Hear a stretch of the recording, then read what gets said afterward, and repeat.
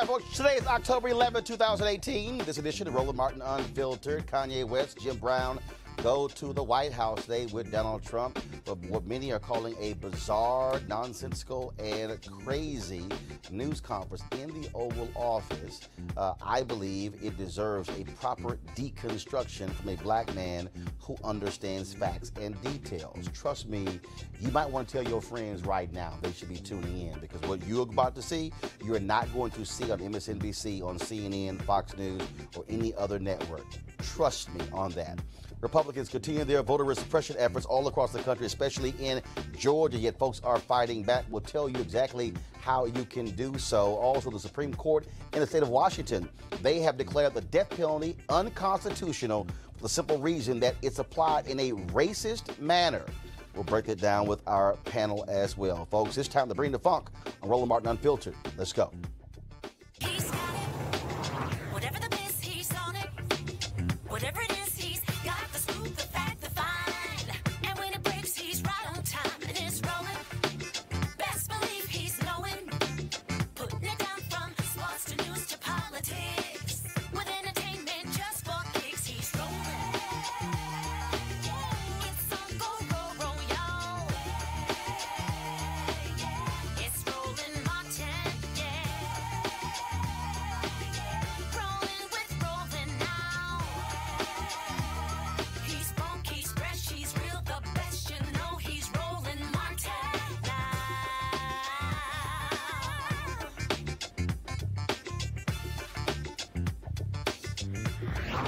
Martin. All right, folks, so I landed at IAD here in Virginia. Shortly after 2 p.m., my phone was blowing up with folks wanting me to comment on Kanye West's, some described as weird rant in the Oval Office with Jim Brown and Donald Trump. And so I then went to go take a look at what social media was saying, and folks like crazy about all the things that he was saying, calling him crazy, deranged, out of his mind. And so then I began to look at the video, and I saw also what some other commentators were talking about, and I said, you know what? As opposed to falling for that very easy trap, I believe that it requires a proper deconstruction. Donald Trump, of course, touted Kanye West coming to the White House in his Make America Great Again red hat, as well as Jim Brown, because he thinks that he's been doing such amazing things for black people. And so I said, let's do this here. We're going to actually play all of it, but not continuously. So we're going to start, then we're going to stop, then start, then stop. Let's go ahead and start with the portion of it, and then you want to pay attention to what I'm about to break down. Go. You know, people expect that if you're black, you have to be Democrat. I've had conversations that basically said that welfare is the reason why a lot of black people end up being Democrat. They say, you know, first of all, it's a limit to amount of jobs.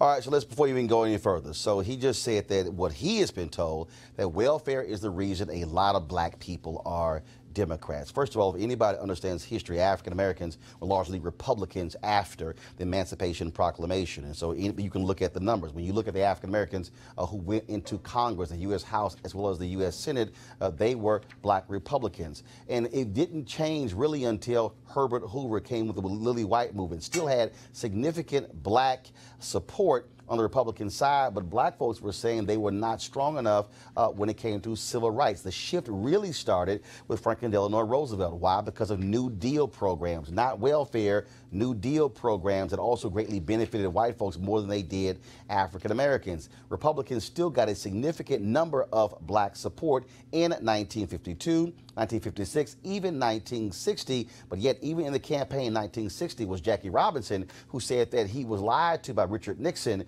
when it came to support of African Americans. Remember, it was John F. Kennedy who made the phone call to Coretta Scott King when Dr. King was jailed in Georgia. She did not know about his whereabouts. Jackie Robinson and others wanted Nixon to make the phone call, but he never did. And so even though Kennedy got significant black support, Nixon still picked up a significant portion of black support as well. So Kanye West is dead wrong. He lied.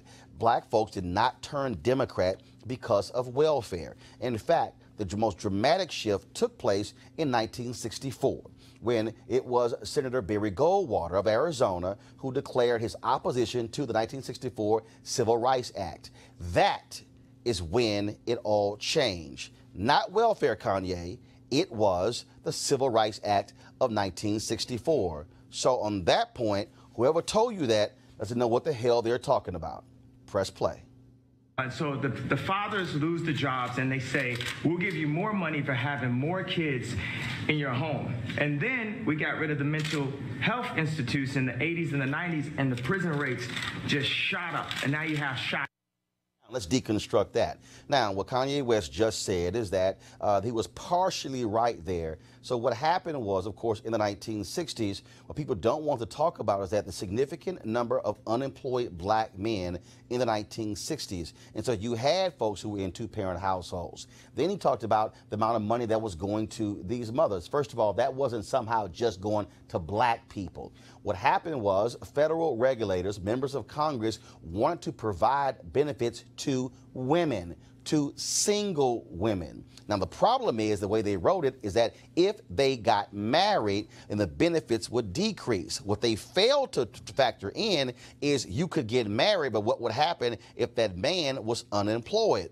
Why did you have significant unemployment rates of black men? Because of systemic racism in America that froze black men and black women out of a significant number of jobs. Now, many people would watch the Diane Carroll show Claudine, where she was, quote, hiding her man from folks when it came to getting benefits. That was the case. But trust me, this was not a federal policy that was targeting black people. It was a federal policy that represented any woman who received any benefits from the federal government. Now, Kanye is correct in terms of the jobs not being available. But the issue there was systemic racism as to why black folks were not getting those level of jobs. Hit play.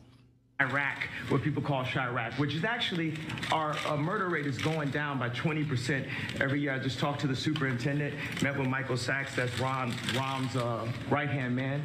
So I think it's the bravery that helps you beat this game called life. You know, they tried to scare me to not wear this hat, my own friends, but this hat, it gives me power in a way. You know, my dad and my mom separated, so I didn't have a lot of male energy in my home. And also, I'm married to a family that, you know, not a lot of male energy going on. It's beautiful, though. But there's times where, you know, it's something about, you know, I love Hillary, I love everyone, right? But the campaign, I'm with her, just didn't make me feel as a guy that didn't get to see my dad all the time, like a guy that could play catch with his son. Stop right there. It was something about when I put this hat on, and maybe... Stop right there. All right, so here's the deal. He talked about, of course, what drove the prison population was the mental health cuts that took place in the 80s and 90s. You notice Kanye West made no mention of the devastating impact of crack cocaine and how there was a disparity between crack cocaine and powder cocaine. So if you were white, you used powder cocaine, that was a 100-to-1 difference between the ratio of if you use crack cocaine to powder cocaine. That all what drove the criminal justice system. But here's what Kanye West did not say. He talked about the cuts to mental health. Who made those cuts? Ronald Wilson Reagan. Those were the massive cuts that were made between 1980 and 1988. So if you're going to make that particular point, then you must do so. What then happened was the cuts took place on the federal level, which then trickled down to the state level and then down to the county and city levels. And so you had folks who then said, mental illness, we don't care about that. We're going to have drastic cuts. It was Republican Ronald Reagan who drove that. It's very easy to Google. Something else Kanye did not mention. Press play. Superman. You made a Superman. That's my favorite superhero. And you made a Superman cape for me also as a guy that looks up to you, looks up to Ralph Lauren, looks up to American industry guys. Non-political, no bullshit. Put the beep on it, however you want to do it, 5 seconds delay, and just goes in and gets it done. Right now, you gave me the heart to go to Adidas because at Adidas, when I went in 2015, we were a $14 billion company losing $2 billion a year. Now now we have a $38 billion market cap. It's called the Yeezy effect. And I went to Casper. We had a meeting in Chicago. And I said, you have to bring manufacturing onshore, not even shore, into the core. It's not about the borders, the core of Adidas. And Chicago is the core of Middle America. And we have to make Middle America strong. So I had the balls, because I had enough balls to put on this hat. I mean, this Adidas thing made me a billionaire, and I could have lost $200 million walking away from that deal. But even with that, I knew it was more important for me to take the chance of walking away from that deal than to have no fathers in Chicago with no homes. And when we do have prison reformation, because it's habilitation, not rehabilitation, because we didn't have the abilities in the first place. We never had anyone that taught us. We didn't teach us. Exactly. We ain't had no one that taught us, right? So it's more important than any specific deal, anything, that we bring jobs into America. Stop right and there. That we. Kanye West talked about the value of Adidas. Go to my iPad, please. According to this breakdown here, the brand value of Adidas in 2015 was $6.2 billion, and then it was in 2007 it was $7.9 billion. Not quite sure where he got the $14 billion and $38 billion from. So the second thing is, when you talk about what Kanye West just said, did you just hear him say prison reparations? So is Kanye West saying that he is supportive of the United States providing reparations to African Americans? If so, he might want to further explain that. He talked about the need for jobs as well. Of course, the fundamental problem with violence in Chicago is not the issue of guns, it's actually jobs and education, which actually has been a problem for the last 70 to 80 years, because that's all as a result of Jim Crow. Chicago is called one of the most segregated cities in the United States. Folks might not want to talk about 1983, when Congressman Harold Washington was running for mayor, and when Walter Mondale came to Chicago to campaign with him on the north side, they bombed his car with eggs, attacking Harold Washington and Walter Mondale, because white folks in Chicago did not want to see a black man to become mayor of the city. Why? Because he would be in control of those resources. You don't want to talk about the political folks on the city council, Ed Verdoliak and others, who said we are going to stop Harold Washington from doing anything while he is mayor of Chicago. See, those are things that Kanye West somehow does not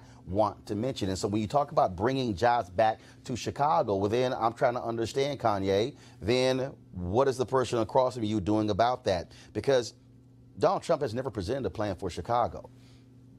Just so y'all know, I've been at 2 of the 3 meetings he's had with television anchors. There's only one person who was in that room who has ever asked Donald Trump about Chicago and his plan for Chicago. And you're looking at him. And do you know what he said? My plan is strength. That was the word that he used. Now, it was an off-the-record meeting, so I decided to go ahead and tell you exactly what took place. Because, see, what I can't stand is to continue lying about, let's do something about Chicago, when you were asked directly by me, what is your plan for Chicago? And the answer was strength. That was the answer. Now, maybe he's thinking Kanye gets power from wearing that red hat. Somehow that's his cape. But the reality is, strength is a word. It's not a plan. Press play. Provide a transition with mental health in the American education curriculum that Jim has worked on. Larry Hoover also has a curriculum that he's worked on. We have Montessori curriculums that we worked on. WeWorks has a beautiful curriculum. The Waldorf establishment has a curriculum. We have meditation. There's a lot of things affecting our mental health that makes us do crazy things, that puts us back into that trap door called the 13th Amendment.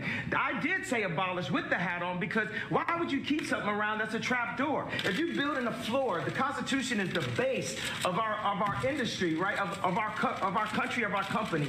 Would you build a trap door that if you mess up and you accidentally, something happens, you fall and you end up next to the Unabomber? Come back to me. Okay, here's a piece from February 2018 from the Mental Health America, how Trump's budget will affect people with mental health conditions. What it says in Donald Trump's budget in fiscal year 2019, the budget request was $68.4 billion from the Department of Health and Human Services, which is a $17.9 billion or 21% decrease from the 2017 levels. That means that Kanye West is talking about and ranting about the importance of mental health, yet the person sitting across from him, who is smiling at him and happy with him wearing a Make America Great Again hat, proposed to cut mental health budget by 17.9 billion or 21%. Press play. got to remove all that trapdoor out of the relationship. The four gentlemen that wrote the 13th Amendment, and I think the way the universe works, it's perfect. We don't have 13 floors, do we? You know, so the four gentlemen that wrote the 13th Amendment didn't look like the people they were amending. Also, at that point, it was illegal for blacks to read, or African Americans to read. And so that meant if you actually read the amendment, you get locked up and turned to a slave. Again, so what I think is we don't need sentences, we need pardons. We need to talk to people. I was diagnosed with bipolar disorder. I was connected with a neuropsychologist that works with the athletes in the NBA and the NFL. And he looked at my brain. It's equal on 3 parts. I'm going to go ahead, drop some bombs for you. 98 percentile IQ test. I had a 75 percentile of all human beings, but it was counting 8 numbers backwards after it was repeating. So I'm going to work on that one. The other one's 98%, Tesla, Freud. You know, so he said that I actually wasn't bipolar. I had sleep deprivation, which could cause dementia 10 to 20 years from now, where I wouldn't even remember my son's name. So all this power that I got, and I'm taking my son to the Sox game and all that, I wouldn't be able to remember his name from a misdiagnosis. And what we need is we can empower the pharmaceuticals and make more money. That's one thing. I've never stepped into a situation where I didn't make people more money. So we can empower pharmaceuticals, we can empower our industries, we can empower our factories, we can bring not only Adidas on shore, we can bring Foxconn. It's set up a factory in, I think, Minnesota, 53,000. Wisconsin. Yeah, Wisconsin. They have 4,000 jobs, people making $53,000 a year. And one of the things we got to set is Ford to have the highest design, the dopest cars, the most amazing. I don't really say dope. I don't say negative words and try to flip them. We just say positive, lovely, divine, universal words. So the flyest, freshest, most amazing car. And what we want to start with is, I brought a gift with me right here. Okay, y'all can, first of all, y'all can advance it past the I-plane, because I want to pick it up from there. So let me do a couple of things. He talked about the 13th Amendment, which was ratified in 1865. First of all, we do know, of course, the 245 years of slavery, it was illegal for black folks to know how to read. The 13th Amendment was one of the Reconstruction Amendments. It was the first Reconstruction Amendments. There were 3, 13th, 14th, and 15th Amendment. And what he's talking about is that slavery is in the Constitution because it is allowed in the prison system. Kanye then says, well, we need to have pardons. If the person who is sitting across from the table actually has not done a significant number of pardons. He criticized the pardons of President Barack Obama of folks who were nonviolent offenders. And so you can rant on and on about the importance of pardons when the person across from you is the one who isn't actually giving those pardons. Then he brings up Larry Hoover, somebody who is serving 6 life sentences for being a murderous gang member in Chicago. His lawyer is in there. You're going to hear in a second when the lawyer said, well, yeah, I mean, he's accused of doing this behind the bars, but even if he did, he should be out. You might want to ask the folks in Chicago about that. But here's the other deal. You heard Kanye talk about, oh, my God, Ford needs to have the dopest designs. Henry, go to my iPad, please. Folks, because of the Donald Trump tariffs, Ford prepared to mass layoffs after losing $1 billion to Donald Trump's trade tariffs. A little hard, Kanye, for Ford to do what you say they should be doing when Donald Trump's tariffs have cost them $1 billion. See, this is what happens when you go into the Oval Office and you just start talking and then you just start pulling stuff out your ass and you don't actually have facts or details to back it up. Press play. Take everything in China and not in America, then we're cheating on our country. And we're putting people in positions to have to do illegal things to end up in the cheapest factory ever, the prison system. I'll tell you what, that was pretty impressive, folks. You know, I hate to say this, Jim. Do you want to say something? What do you do after that? You like me to say one word? Please, please. If he doesn't look good, we don't look good. Yeah. Great, right? That's right. Isn't that a great statement? Yes, it is. It's so true. Makes a lot of sense. Come back to me. Yeah, that's a country. He talked about, of course, China. He talked about, of course, bringing jobs back to America. This is who is sitting in the Oval Office wearing a Make America Great Again hat. Henry, go to my iPad. some MAGA hats made in China may increase in price because of tariffs. I wonder if Kanye West actually looked at the tag on his hat to see if the hat was made in the United States or made in China. How stupid can you be to complain about jobs should be coming back from China to America, and how proud you are wearing, making it feel like you are Superman, putting on a Make America Great Again hat, fool, when a lot of the hats are made in China. Press play. I've never seen Jim Brown impressed before. He was impressed. That's true. That statement is amazing, huh? Yeah.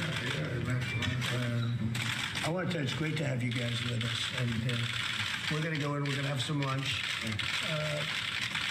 That was quite something.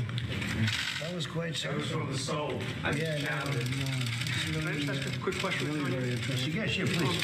So you had said of President Bush that he doesn't care about black people, and you've heard some people say that about this president. How do you respond to that? What do you make of that?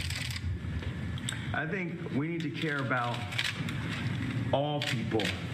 And I believe that when I went on to NBC, I was very emotional, and I was programmed to think from a victimized mentality, a welfare mentality. I think that with blacks and African Americans, we really get caught up in the idea of racism over the idea of industry. We say if people don't have land, they settle for brands. We want Polo Sport and Obama again. We want a brand more than we want land, because we haven't known how it feels to actually have our own land and have ownership of our own blocks. Stop, so when you don't please. have ownership, We don't know what it feels like to have ownership of our own blocks. Kanye, you might want to go look up Rosewood to see what black people own. You might want to go look up, of course, Wall Street near Tulsa to understand that. You might want to go look at those black towns that black people created in North Carolina and Virginia. The reality, Kanye, is after slavery, after the Civil War, black folks who were not given land, who were not given money, who were not given horses, who were not given anything, actually put their meager resources together to actually create their own communities, buy their own land, open their own stores. That is what happened. But what you need to quite understand, Kanye, is because of systemic racism and white supremacy in this country, black land was stolen from African Americans. In fact, you had individuals, when black folks dared to even speak out about voting, then they said, we're not going to extend you any credit when it came to the store in town, so therefore they couldn't even buy any goods to actually farm their own land, which forced them out to give up their land. There were black people who were forced out of Mississippi, of Alabama, of Georgia, of Tennessee, of Arkansas due to racism, and they literally packed their families up from those places and left the land because white folks said, how dare you stand up for your rights? And so please don't sit in the Oval Office and dare say, Kanye, that black people have never actually owned anything when we have undeniable facts of black people owning land, owning stores, owning those things. In fact, when you also begin to look at the details in terms of what we've done those things, but you somehow keep saying that racism is a figment of our imagination, and we just keep focusing on that whole thing and how you have been able to do these amazing things. You could not do a damn thing if Harry Belafonte didn't do it, if Paul Robeson didn't do it, if Sidney Poitier didn't do it, if Berry Gordy didn't do it. Those were the people who took the daggers of Jim Crow, who took the indignity of not being able to walk through the front door and have to walk through the back door to allow you to be able to do what you do in music. Don't you dare act as if what they endured, somehow they were weak and somehow you were so much stronger when they paved the way for you to be able to do what you did. Press play. then it's all about how something looks. It's about the patina. It's not about the soil. It's not about the core. So we focus more on, is somebody wearing something? Did someone disrespect me, so I gotta shoot him? Or the idea of someone being racist. You know, we talk about police murders, which we definitely have to discuss, and we have to bring nobility to the police officers and make them, because police officers are just like us. But there's this whole hate building, right? And that's a major thing about racial tension. And we also, as black people, we have to take a responsibility for what we're doing. We we kill each other more than police officers. And that's not saying that the police officer is not an issue, because they are in a position of power. But sometimes they're in placement of law enforcement. They need to be law power. It's force versus power. You shouldn't have to force people to do that. So a lot of times a police officer is sitting there, they're being forced to do this and forced to do that block, and then they force somebody into something and force something. We have to release the love throughout the entire country and give opportunities. A lot of times it's just the overall lack of reparations that we, at any given point, we say, oh, this is racist, this is racist, this is racist, this is racist. So we don't have the reparations, but we have the 13th Amendment. We got to open up the whole conversation. So, and that's a move. One of the moves. Again, I'm just trying to understand here. So you talked about opening up the love with police departments. Is this not the same city where he's from, where you just saw Jason Van Dyke, who was convicted of second-degree murder in the case of Laquan McDonald for shooting him, lying by saying Laquan McDonald was charging him? Is this the same city where you have a black cop right now who is on trial for being an absolute thug for shaking folks down? Is this the same city in the Laquan McDonald case where several cops erased the video at the Burger King and lied in their testimony, lied in the report? Is this the same city of Chicago where a judge said there were 8 cops who lied on the witness stand? They were flat out lying, and he busted them and reported them, yet the Civilian Oversight Board did not move on those cops. Are you also talking about the same Donald Trump sitting across from you who just stood before police and said that he supported stop and frisk, even though it is a racist policy? We should talk about racism, Kanye, but Donald Trump actually said supporting racist policy. And not only that, is this the same person you're sitting across from who's Jeff Sessions, is Attorney General, who is opposing the consent decree in your city of Chicago, which is designed to force these cops not to use of force, yet you are talking about the whole issue of enforcement and power? Sounds to me like they have all of the power in Chicago, Kanye. The person you're sitting across from is actually advocating and pushing policies that are completely 180 degrees different than what you're saying in your rant. Press play. What I love that liberals tried to do, the liberal would try to control a black person through the concept of racism, because they know that we are very proud, emotional people. So when I said I like Trump to like someone that's liberal, they'll say, oh, but he's racist. You think racism can control me? Oh, that don't stop me. That's an invisible wall. But you don't think you reject those who say he's racist? You have one question, we're going to go to another question. Okay. I answered your question. I don't answer questions in simple sound bites. You are tasting a fine wine that has multiple notes to it. You better play 4D chess with me like it's Minority Report, because it ain't that simple. It's complex. Mr. President. Actually, Kanye, it is real simple. Just like you, real simple. Press play. I'm from the Chicago Sun-Times, so I would like to know what you would like to ask President Trump to do for Chicago. You're here to talk about crime in Chicago. The thing that the head of the police and Mike Sachs met with me last night at the Soho House about was, we feel that stop and frisk does not help the relationships in the city. And everyone that knew I was coming here said, ask about stop and frisk. That's the number one thing that we're having this conversation about.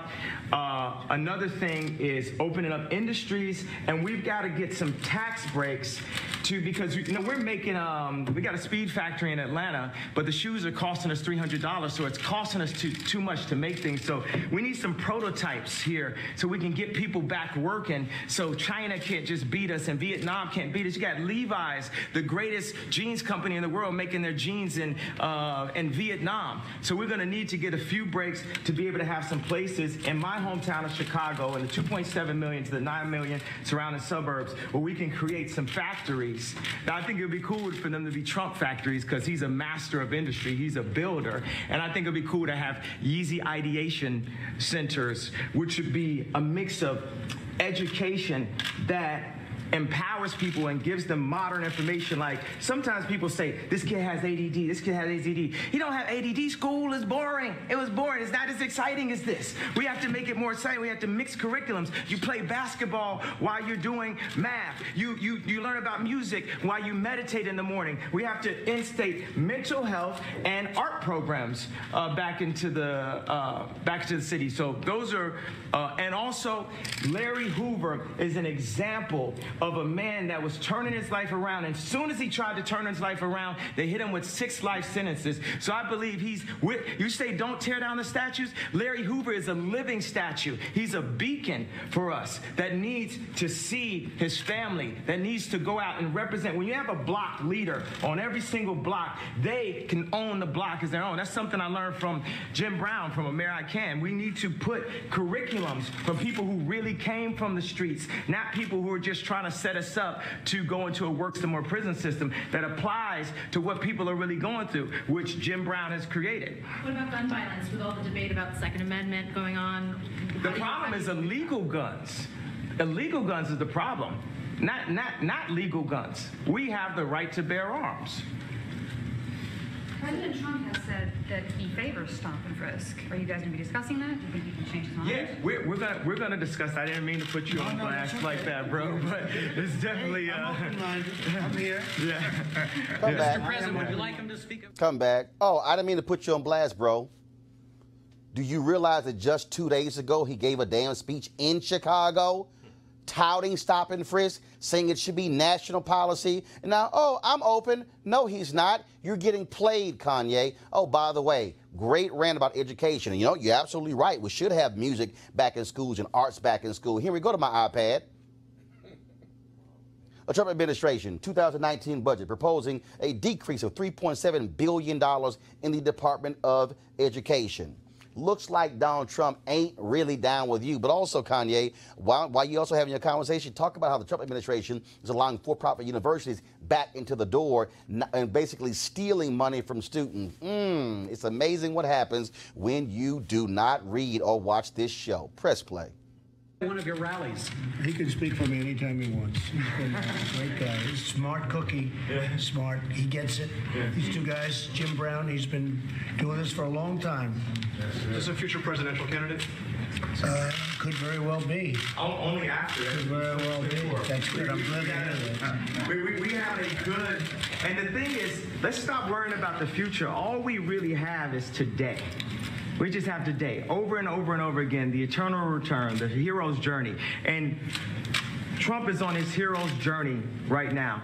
And he might not have expected to have a crazy motherfucker like Kanye West run up and support.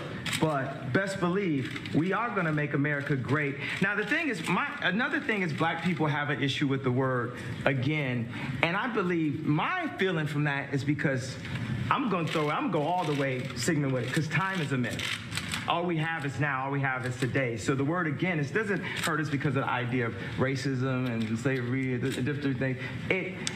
It hurts us because we need to focus on who we are now, today. I believe. So I actually brought some hats in that have a bit of a transition. I'm not trying to put you up on the spot a little bit. I made a hat that says Make America Great. Just that. But I would love to see at the Super Bowl, Trump wearing the Make America Great hat, Colin wearing the Make America Great, and showing that we can bend a bit on this side, we can bend a bit on this side, and we can learn how to be malleable in the infinite universe that we are and the loving beings that we are, that we don't have to stick to all traditions. And we aren't a side. We are one unit. We are one country. We are one moment in history and time. We might have been here before, but right now, we're here together, and our greatest value that people have are other people. And we need to stop working on red and blue. It's like a gang again. You're in the Oval Office. Okay. How does it feel to be in the Oval Office? Oh, it is good energy in this. Any good energy? It's good energy. It's a great place. Jim, how do you feel? I feel good. Yeah. I truly feel good. I thank you, too. You're so respected. And what Kanye's doing has been incredible. All over the world they're talking about this. And I have to tell you, I had important meetings today with senators and with everything. Nobody cared. They wanted this meeting. This is the meeting. Is that right? I can say that to John. No, the others were good, right? But this is what they want. Maybe only you would be here. Well, it's my honor, Jim. I want to tell you, I've been a fan of yours for a long time. Long time. And nobody like you. Nobody like you. No athlete like you. Well, you know why I'm here? I'm here to serve. Yeah, it's really nice. I'm not here to ask for anything. I'm here to contribute. You know, that's always been the way Jim has been for a long time. And he Come just back. wanted to help. And I'm here to serve. I'm here to contribute. I'm not here to ask for anything. How in the hell can you sit next to somebody who just talked about mental health, who talked about high incarceration, who talked about violence, who talked about the need for all of these things in our schools? Every single thing Kanye West said, the person sitting across from him stands against. And then the one time in the meeting where Kanye actually was challenging something he said, he apologized. Oh, I didn't mean to put you on blast, boss.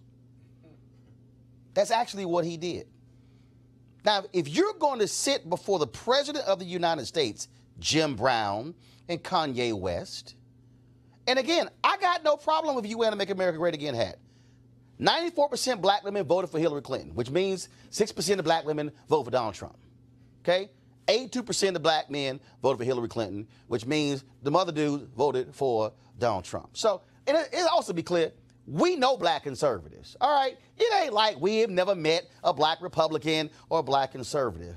But I simply have one requirement. And if you sit before the President of the United States and in the Oval Office, at least go in there with a set of facts and don't go in there looking like and sound like a fool, just saying we need this.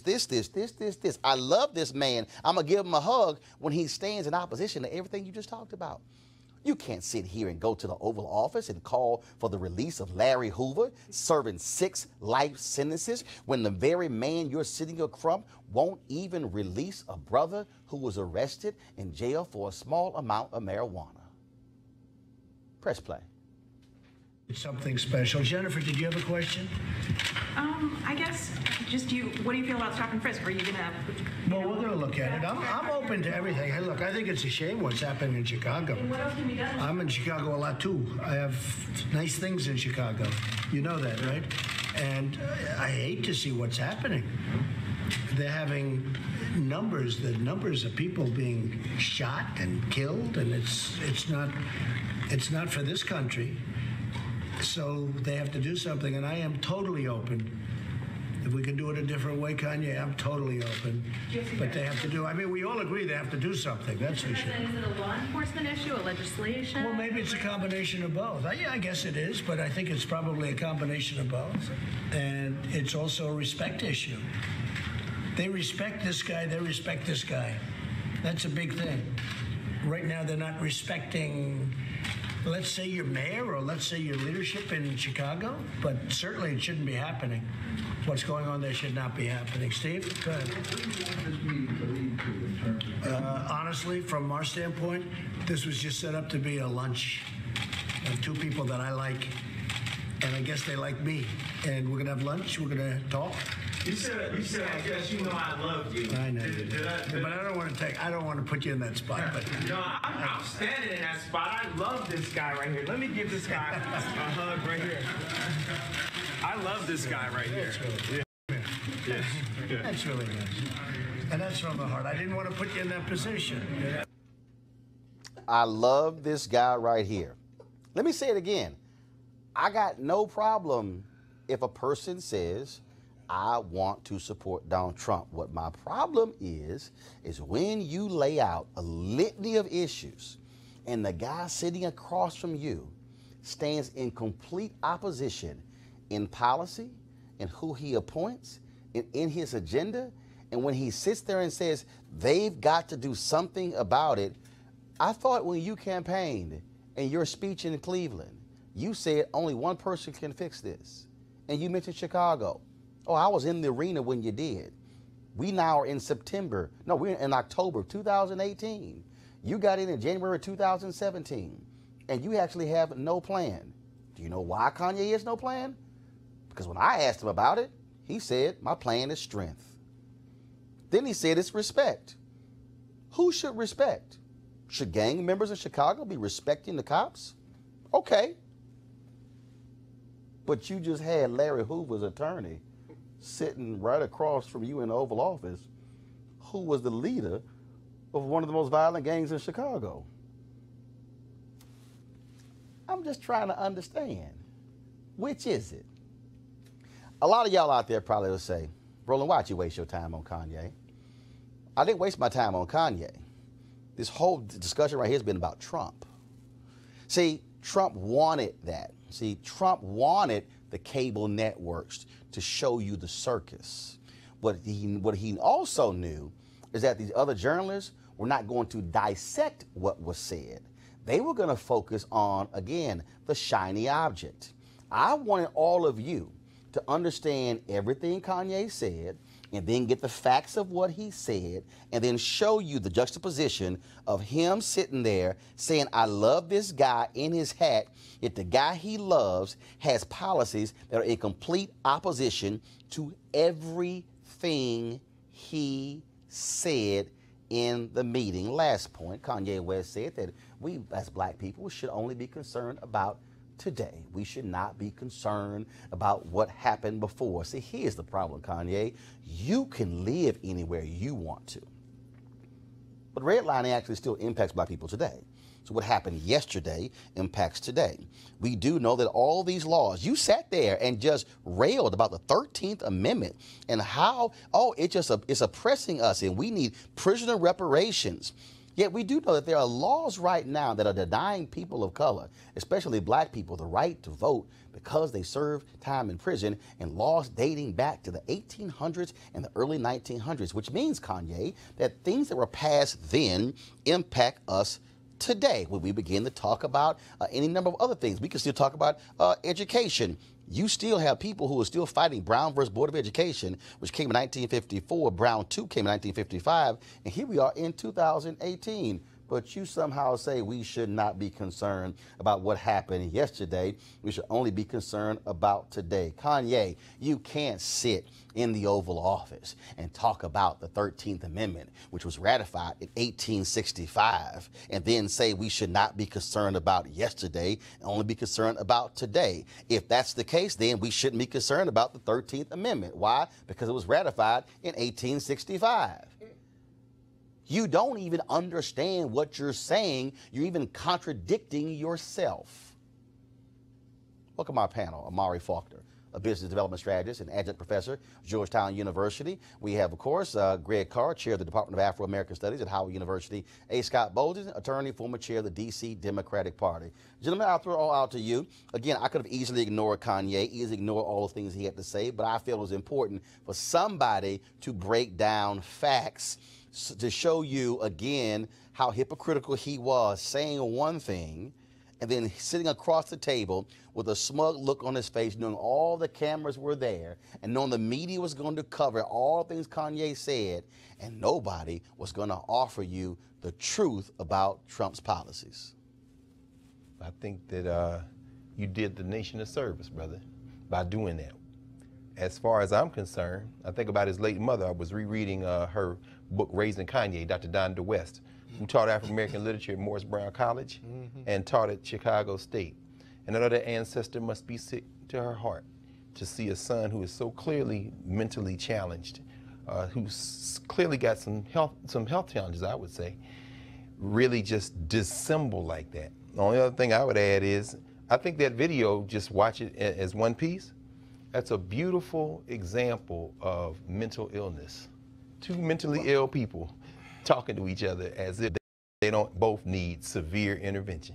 Yeah, it was. I would probably say somewhat of the opposite. I think she would look down and be very proud of her son. And the reason why is he's sitting at the table. And I totally understand what you mean in regards to facts. But you're Roland Martin. I've been watching you on television probably for the last, 2 decades. You have the facts. That's your profession. Kanye West is an entertainer. He was raised on 2 college campuses. Here's why I will not let him be an entertainer off the hook. That's right. And I.C. Davis was an entertainer. Ruby D was an entertainer. Right. Dick Gregory was an entertainer. Right. Harry Belafonte is an entertainer. Paul Robeson was an entertainer. Sidney Poitier is an entertainer. John Legend is an entertainer. Lettucey is an entertainer. Common is an entertainer. Yeah, Kerry Washington is an entertainer. That's right. Erica Ash is an entertainer. I can go on and on and on and name you. Jeffrey Wright is an entertainer. Hold on 1 second, I'm not done. Don Cheadle is an entertainer. I can go on and on and on. These are individuals who at least will attempt to read. And his mother was an academic. He was raised on This is not a guy who. Come on. This guy, this is a guy whose mama was a college professor. And took him to class. Bruh, I mean, you let them off the hook. No, something's wrong with that man. Off the hook. What I'm trying to say is that what I saw is a person that's sitting at the table. He brought up some very important issues to the President of the United States. No. The President of the United States talked, to your point, in Chicago about stop and frisk, and he said that wouldn't probably be good for the community. What? I think the stop and frisk. Who said that? Kanye said that. Right. He said it probably But then he wouldn't be good. said, oh, I'm sorry to put you on blast. Roland. Here's my whole point. When you at the table, Kanye was not talking to him. Right. Kanye was talking to the cameras. At no point did Kanye say, Mr. President, in your budget, you're cutting mental health. Restore it. Mr. President, you're cutting education. Restore it. Mr. President, you came to my city 2 days ago and declared stop and frisk should be national policy. That, sir, is wrong. I'm here to tell you you should rescind that. Roland, that's the most I've ever heard Kanye West talk before in my life. But let me. Well, actually, I've heard him talk longer than that, and I still didn't hear it. You gave over almost 30 minutes of your show to watch that. What I'm trying to say is, when I look at that, you can look at other young men around this country, other young black men in Chicago that may have similar dreams to Kanye, that you can actually make it to the point that you're in the Oval Office. I like this point. I like the point he made, and regardless of how he felt, and Jim Brown, how they felt in the Oval Office. But here's the deal, though. I like those you can like how they felt in the Oval Office, their opinion. but if, first of all, you can have your opinion, but when I'm opposite the very man who has policies that are completely opposite of what I'm advocating, and I'm just happy to be there. Which is your opinion? My point is... No, hold on. That's not opinion. The entire segment, Roland, the entire segment was about you being right and him being wrong. No, stop. That's what it was all about. Here's where you're wrong. My segment was about what the details are. Right. Can you refute a single detail I offered?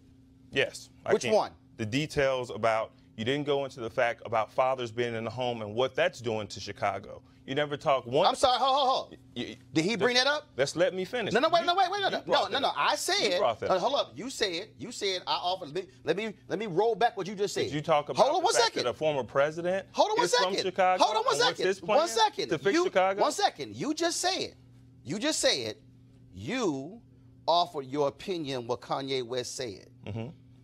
I said I offered detailed facts to what he said. I then asked you to refute a single fact I laid out. You pivoted, because you can't do it, to something else. Now, I'm going to ask you again. I want you to refute a single fact I laid out. Let me give you an example. When you went to Ford's, when you did your one Google search and probably went to the first article you saw on Google. No, actually, I saw it 3 days ago when Ford actually put it out there. Right. But my didn't lose $1 billion. But my point is, he mentioned about Ford having the best cars, had a vision. There's nothing wrong with that. Right. What's absolutely wrong with that? But I laid out the context that while you're saying Ford should have these great designs, Ford also is losing $1 billion due to the man across from him's tariffs. So can you think about that potentially? Ford has an issue with being able to do that. You can't have these great designs losing $1 billion, laying people off who look like me and you because of his tariffs. When Henry Ford created the Model T, he lost a lot of money too. Dude, you just missed what I just said. Lost a lot of money. You just missed what I said. Because of the president. I just said they're losing $1 billion because of the tariffs imposed by Trump. And you want to go to the Model T? Bro, come on, and then, Roland, everything you talked about, every single thing that you talked about, it does not, you always blame the president. My point is, every budget, when you mentioned the education budget, The education, charter schools, that's not all federal money. The federal government is not the single most funder of all these things. Okay. You missed the fact that we have nonprofits, we have community leaders, we have businesses. Hold up, bro. The federal government is not the end-all be-all. Did you do your research? Yes. You did? Yes. Who created school choice as the Black Choice Initiative? What does that have to do No, with who created I don't know the answer to that question. Who created school choice is the Black Choice Initiative? I don't have an answer to that You question. looking at him. Don't you dare try to educate me on charter schools. Bruh, what you did I didn't say about charter schools. No. I didn't say You just anything mentioned about charter schools. What I said was... What I'm trying to educate you on is... You say because of the budget, it's Trump. No. That's not what I said. That's not what I said. What I said is, if you are going to come into the Oval Office, sitting across from the president and laying out your grand vision, I'm saying the same man who's sitting there smiling at you, looking at you, cutting education budget, cutting mental health, putting more people in prison, getting rid of consent putting decrees. More people in prison? Did you not see the Attorney General Jeff Sessions rescinded the order of Eric Holder to telling prosecutors you should go after the full penalty when trying to convict people? Scott, you're a lawyer. Am I right or wrong? And a former prosecutor, and he certainly did. And the other point that you made that made a lot of sense had to do with these orders regarding reforming the police department based on prior police brutality.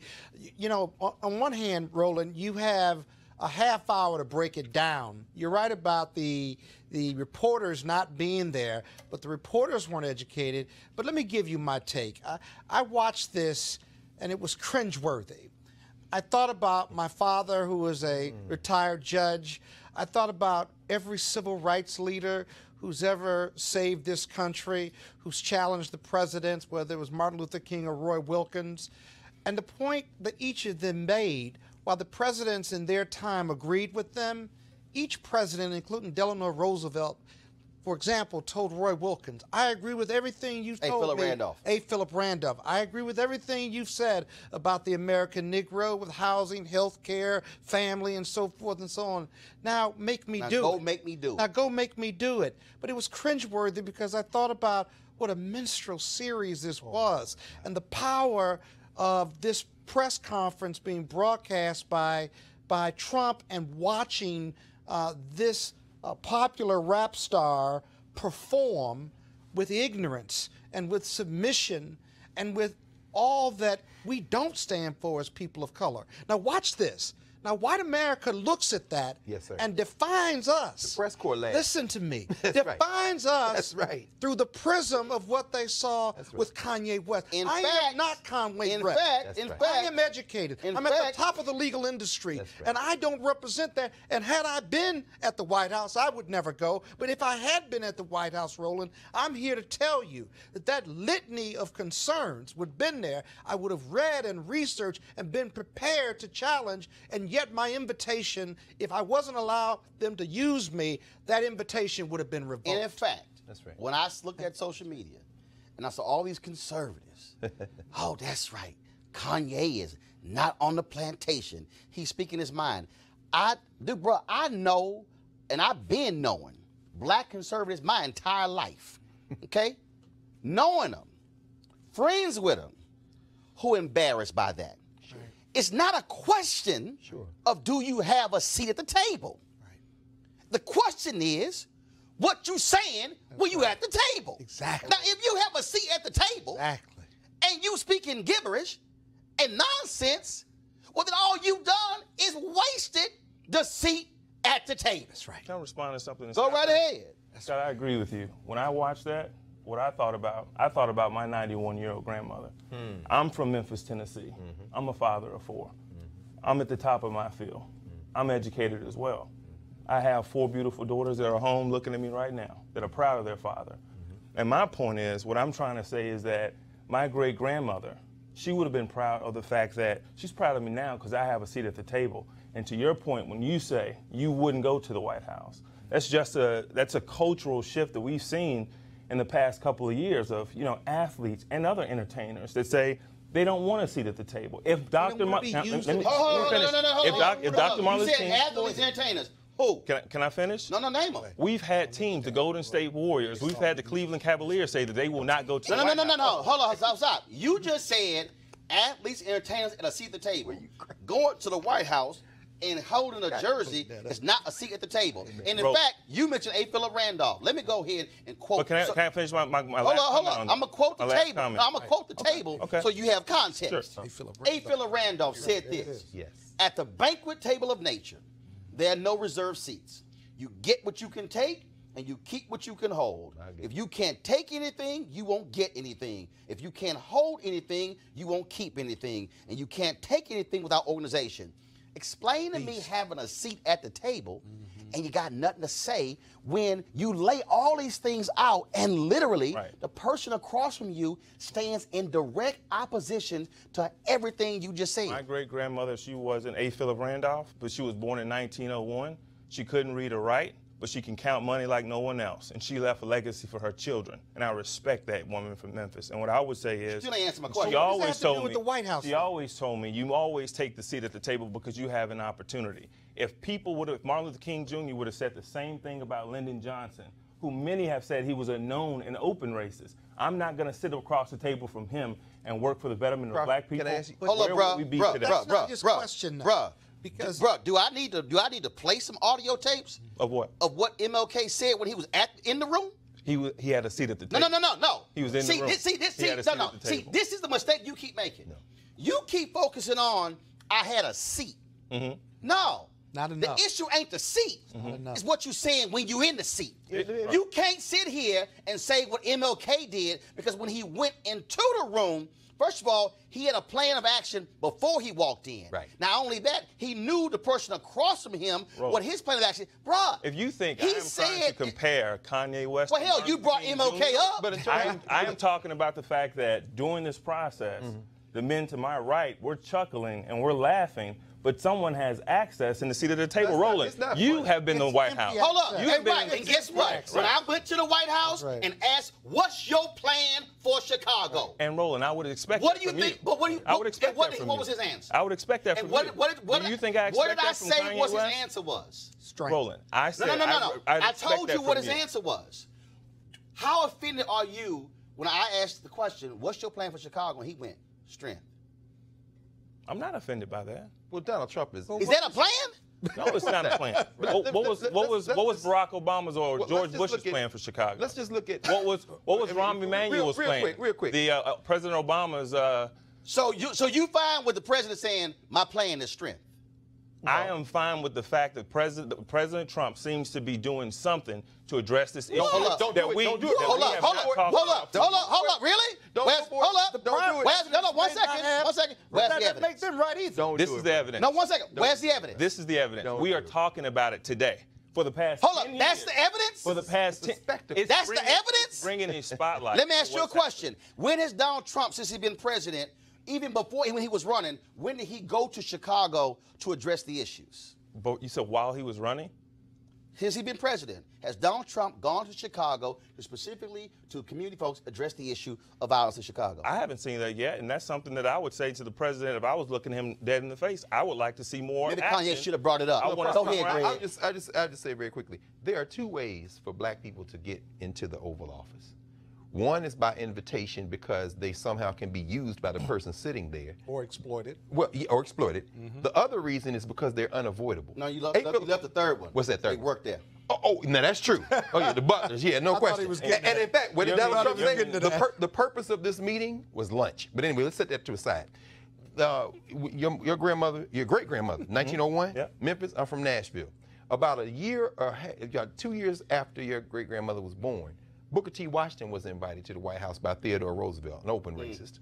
And the white press went apoplectic. The reason that he was invited was because Booker T. Washington was seen as the spokesperson for the entire race. He had been propped up by Cornelius Vanderbilt, Andrew Carnegie, so and so. It wasn't because Roosevelt somehow liked Booker T. Washington. He was the guy who was on the table to negotiate. Let's go back in time. Abraham Lincoln, Frederick Douglass invited to the White House. Why? Because Lincoln needed Douglass to help him win the war. Let's come forward in time. Another racist, Woodrow Wilson.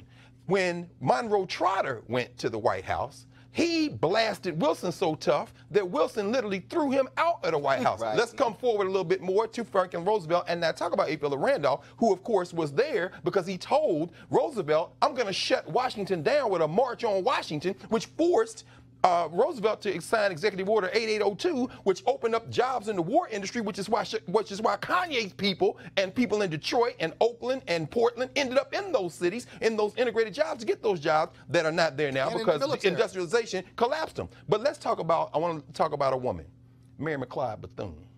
Ms. Bethune is in the Oval Office mostly through Eleanor Roosevelt because she said, when I come in here, I'm representing the entire race. I have an agenda. Kanye West was in that room for one purpose, to adorn Donald Trump's fever dream. That man has no business in the White House. He was there because Donald Trump could use him. He's a useful idiot. Jim Brown was in the room because Jim Brown hasn't criticized Donald Trump. But if you listen carefully what Jim Brown said, he said, I'm not asking for anything. We can criticize him on that. But when you look at his American stuff, you look at his attempt at gang intervention, he's an iconoclastic guy. But one thing's for sure, Jim Brown don't want nothing from Donald Trump. This other guy, Kanye West, he's a rapper, but if you look now, T.I. came out against him. The other hip-hop, Chance the Rapper from Chicago. Actually, when they had the criminal justice reform summit there, they invited T.I. T.I. said, oh, I'll come if I could bring Farrakhan. Come on, brother. They didn't invite him. But hold on one second. You said your 91-year-old grandmother from Tennessee, huh? Yeah. Got you. You ever heard of Dorothy Cooper? Uh-oh. No, I haven't heard. Dorothy Cooper was a 96-year-old black woman in Tennessee who in 2012 election couldn't vote. You know why she couldn't vote? Because Republicans passed their voter ID law, and she had to have her marriage certificate, which she could not find because she got married by 50-plus years earlier. Now, how would your grandmother feel about that when the person he's sitting across from supports voter suppression? Oh, and that's a really good question. How would you feel that right now in Georgia, that the Secretary of State in Georgia, Republican Brian Kemp, 1.4 million registrations he's thrown out. Right now, some 53,000 voter registrations he's holding up, 70% of them African-American, Republican. How would you feel about the Republican Secretary of State in Missouri, who just got admonished by a federal judge who ran a commercial telling folk they had to bring their voter ID to vote, and the federal judge said that was a lie? How do you feel about a conservative Supreme Court who just affirmed a voter ID initiative in North Dakota, which said that you had to have a physical address, not a P.O. box, when some several thousand Native Americans, the folks who were here before white folks, they live on the reservation, don't have a physical address. And so here you got Kanye, because I didn't hear anybody bring up voter suppression. I didn't hear anybody bring up Trump. Why are you supporting policies, and why is your party and McDaniel, the GOP chairwoman, why are you supporting efforts to deny black folks the right to vote? Why did your Attorney General Jeff Sessions go side with the side of Texas when 5 federal judges ruled that their voter ID initiative disenfranchised 600,000 people who look like you and me and Latinos? That's the same person he hugged with, I love you, guy. So you tell me this, if you're going to have a seat at the table, are you going to bring voter suppression up? Well, we can start calling her Big Mama, because that's her name. We don't have to say Great that's Mama. right there. So we can start calling her Big Mama. Big Mama. But let me first say this. Let me first say this. I hope no one misconstrues the fact that I am trying to compare any of the men that you mentioned to Kanye West, because they're not. But let me tell you what Big Mama would have told me, and let me show you the example that she said. On voting day, she got away to the polls. She could not drive. She could not read. She could not write. Did you skip what I said? No. You asked me a question about what she would say. I'm telling you. I'm telling you. Bruh, Dorothy Cooper wanted to go to the polls. Can I finish? Dorothy Cooper voted her entire life, but she was denied the right to vote because of Republican voter suppression efforts. You asked me a question. I'm giving you the response of what my great-grandmother taught me. But you didn't answer the question. I'm answering the question. She made sure, and before anybody took her to the polls, months before, she made sure everything was buttoned up from her end, and she always told us. Did you not just hear what I said? They said you need your marriage certificate. Well, the woman got married like 60 years earlier. Right. What are you talking about? Right. No, do you know how many old? We're not blaming Do you know how many old people in Wisconsin, Roland, Mississippi, Alabama, Florida couldn't vote because they said, I can't find my marriage certificate. I don't have a birth certificate. The point I'm trying to make is we need to, just like Big Mama did, we need to focus the conversation on voter education so we can teach our young men and women the importance and the responsibility of your right to vote. What we have That's to do what we need is to do. go after Republicans who say that you can't submit a certificate from the Bureau of Vital Statistics. Right. You need to submit the birth certificate with the raised seal. That's the only one we're going to accept. Bruh, don't try that. The reality is this Don't here. try what? If this woman, this sister, 96 years old, Right. she said, I don't know what my marriage certificate is. Their deal is if you don't have the raised seal, that's the only one we're going to accept. Why would they only say the raised seal? Even though when you go get a copy, you're getting it from the state. They said, no, you can't use that one. We want the raised seal. But this a They don't have access to it. No, hold on. I want you. Are you implying, just out of curiosity, I've heard you talk about this issue on your segment or not. Do you imply that these type of raised seals or photo ID and these laws are only just for black people? No, They only impact black people? What I'm Just saying, out of is curiosity. the studies show disproportionately who they impact. What I'm showing you is that in Philadelphia in 2012, the head of the Pennsylvania Republican Party stood in front of the cameras and said Mitt Romney is going to win Pennsylvania because of voter ID. And what they did there was they said, okay, we'll offer you a free ID. Well, you know what the elderly had to do? The elderly had to go to the office, sign an affidavit to get the free ID, go back home, wait for it to be approved, go back to the office to pick up the voter ID, and then come back home. Now, how many elderly folks do you know have the ability to go from home, office, home, back office, home? Here's the reality. Republicans across this country, I can go down the line, because I've been covering this, bruh, for the last decade, have systematically attacked. And surgically. In fact, we got a federal judge in North, who ruled in North Carolina that they use laser-like precision to target black voters. Bruh, it's in the federal ruling that North Carolina Republican Party used laser-like precision to target black voters. So to answer your question, it's yes. But look at Georgia, though. We haven't talked about Georgia yet. But look at the current Georgia law. The Georgia law, those 57,000 ballots that are kind of held up, and they say, well, they can file a provisional vote on November 6th. The law in Georgia is that, okay, so you fill out your voter registration card, right? If it doesn't match letter for letter, comma for comma, on some prior government forms that the individual may or may not have filled out, whether it's the government, whether you got married or divorced, if it doesn't match, we're tossing it. So if I put Roland Martin and not Roland S. Martin, it gets tossed. In fact, since you asked for the evidence, are they specifically targeting black people? I didn't ask you. No, actually, you did. You said, am I? No, hold up. Let me roll it back. Are you implying that these efforts are targeting black people in North Carolina? No. They had email. No, hold up. That's what you. Is that not what you asked? I asked you, do you think these issues are only targeted just to black people? They are largely targeting us because you know why North Carolina? They got the emails. They asked the question, when do black people vote during early voting? They came back. 70% of black people vote in the first week of early voting. So you know what they did? And they register on Sunday. They said, we're going to slash. They shut that down. Hold up. Talking black people. They said, we're going to slash all early voting during the first 2 weeks, and we're only going to have one location in the whole county. They got the email. Then they said, we're going to get rid of voting on Sundays. I wonder why. Souls to the polls. the evidence is there. So this ain't even a debate. And this is certified Republican Party politics and then rules. I can go down the states. Iowa, Pennsylvania, Georgia, Mississippi, Alabama, Tennessee, Arkansas, Texas, Florida. We can go down the line.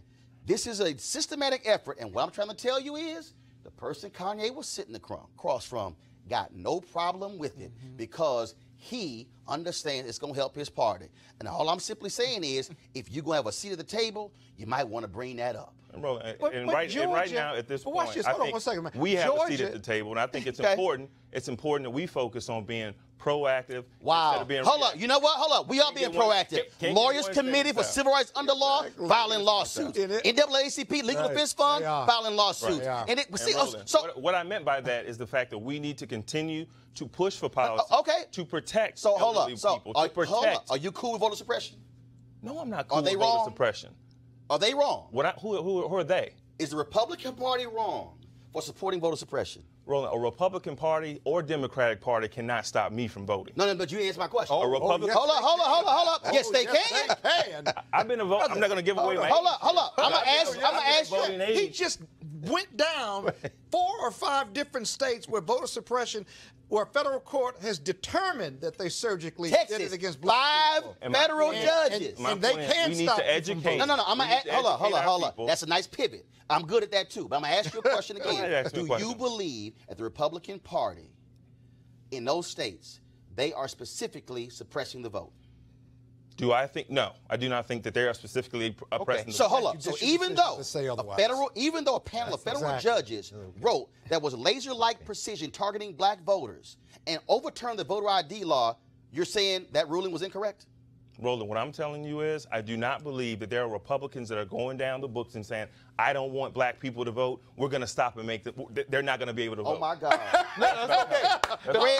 Greg, go ahead. Hold up. Y'all go ahead. Hold up.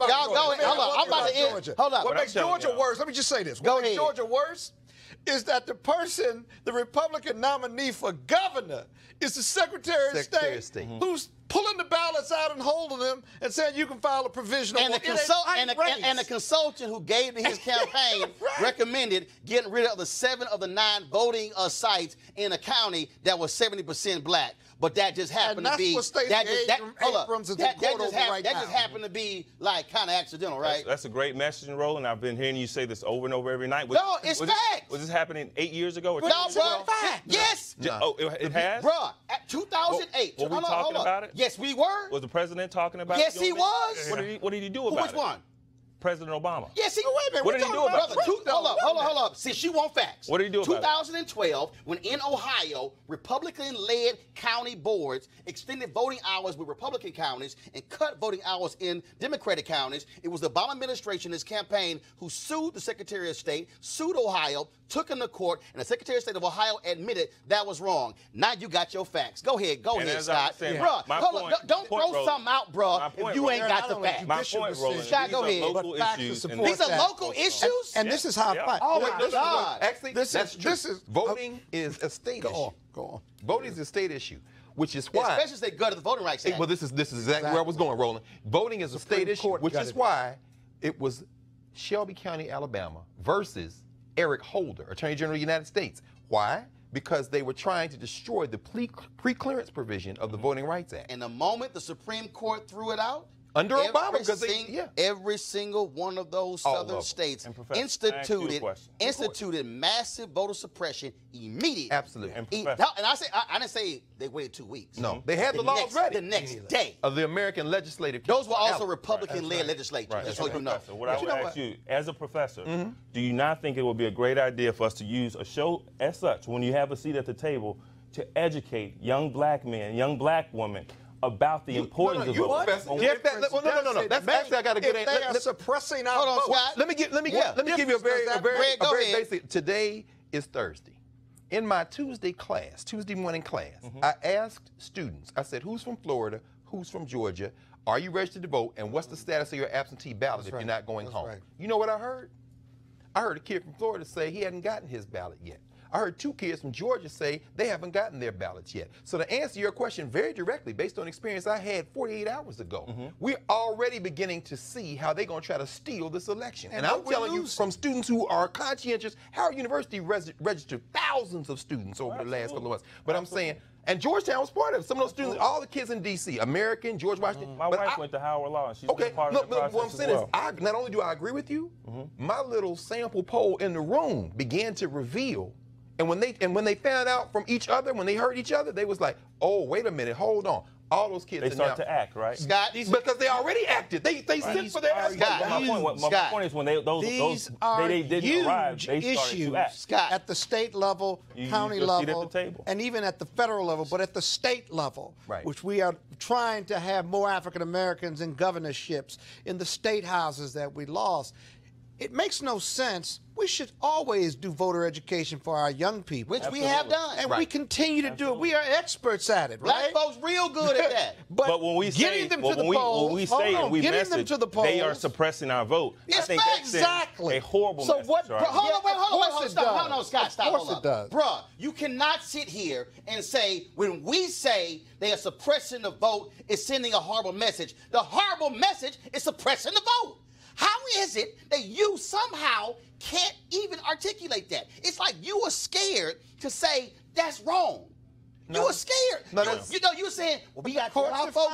Here's the deal. Fact, there were literacy tests. There were poll tests. They have always put barriers in black folks' way. And you know what we did? We hurdled the barriers and still fought to bring the barriers down. Right. But, bruh, don't sit here and act like we can't fight to bring the barriers down when we got evidence, undeniable evidence, where they have been targeting us because they want to shave the voters off here and shave them off here and shave them off here. Undeniable empirical data, and your answer is, well, can we just teach our people to go ahead and just go ahead and register? Come on, Doc. You say you don't believe it's happening. My point is this. Is it happening? You're Yes or in no? denial. If you Are say they that, are you're they in denial. are they making putting policies in Just in place denial. to Don't suppress want to own it. folks from voting? No, Yes or no? No one that I have met in the city of Memphis that I've talked to. Oh, that's people. different. I served overseas for 2.5 years. Sure. I had to do absentee voting. Well, the military, sure. I just transferred over from Tennessee to Virginia. It was an arduous process, but it was an arduous process that all Americans have to do, and it's our responsibility to understand those processes and help our youth and help elderly That's why people. Septa McClark in South Carolina started the Citizenship Education Project. While the NAACP, Legal Defense Fund, and everybody else was suing at the Supreme Court level, they were teaching Septa McClark, the Freedom Schools in Mississippi. You got to learn. But here's the question you can never answer, brother. How many bubbles in the bar of soap? There's no way to answer that question. In other words, when you put an impediment before that it's absurd, you're not saying that they're not trying to suppress the vote. I'm not saying that poll taxes before the Voting Rights Act was But signed what Roland just explained you in Pennsylvania is the equivalent of a poll tax, brother. When an elder has to go back and forth several times who's on limited income, that's a poll tax. Since you from Tennessee, I'm just gonna end it this way. Here, just go to my iPad. Democrats in Tennessee County allege voter suppression. The Tennessean, voter suppression in Tennessee should be on its way out. Tennessee Tribune, facts show voter ID laws limit turnout. Tennessee.gov, what ID is required when voting. Facing South, Tennessee students continue to fight against a discriminatory voter ID law. KnoxNews.com, voter suppression more destructive than rare fraud. Bruh, that's your state. And you had the nerve to sit here and say it's not existing? Bruh, come on. All of y'all, I appreciate y'all watching the show. Great conversation. We're going to be broadcasting live from Bloomington, Illinois tomorrow, where I'll be speaking to the NAACP Freedom Fund dinner. Bottom line is here. The reason we have this show, the reason this is important, you're not going to have this level of conversation on cable news because they're going to go for the entertainment. We're going to go for the facts that give you the information to empower you as well. Support us at RolandMartinUnfiltered.com. I will see you guys tomorrow. Holla!